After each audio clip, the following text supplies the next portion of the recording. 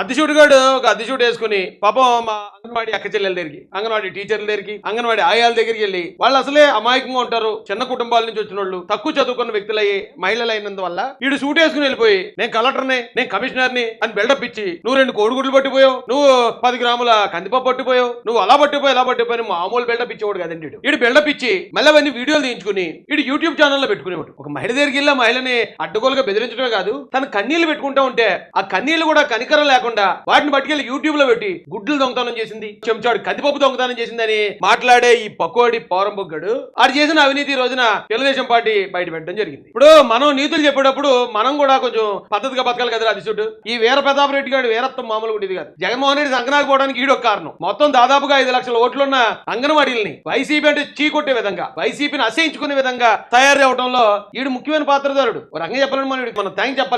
సరే చూద్దాం ఈడు ఏం చేశాడు, ఈ అక్రమాలు ఏంటి, ఈ వ్యవహారం ఏంటి.